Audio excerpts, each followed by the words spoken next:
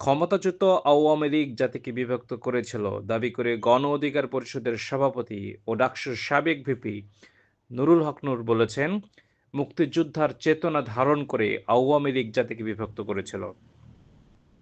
শেখ মুজিবুর রহমান ৭২ থেকে ৭৫ সাল পর্যন্ত মুক্তিযোদ্ধা দিয়ে মুক্তিযোদ্ধাদের হত্যা করে দেশে নৌরাজ্য সৃষ্টি করেছিলেন। নূর বলেন, বিগত সরকারগুলো জনগণের সঙ্গে যে প্রতারণা করেছে, বর্তমান সরকারও যদি সেই পথে হাঁটে তাহলে তারা ভিলেনের পরিণত হবে।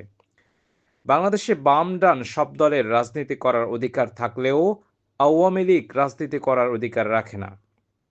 তাই আওয়ামী লীগ যদি মাঠে নামে তাদের কঠোর হাতে প্রতিহত করা হবে। শেখ হাসিনাকে যারা পুনর্বাসন করতে চাইছেন তাদের বিরুদ্ধে আমাদের রুখে দাঁড়াতে হবে। গণ অধিকার পরিষদের এই নেতা আরও বলেন, ২০২৪ সালে গণ অভ্যুত্থানের মাধ্যমে আওয়ামী ফ্যাসিবাদের পতন হয়েছে। তাই আগামীর বাংলাদেশ গণ অভ্যুত্থানের চেতনা ধারণ করে কোনো সংগঠন বা ব্যক্তি যেন গণ অভ্যুত্থানকে নিজের পৈতৃক সম্পত্তি মনে না করেন।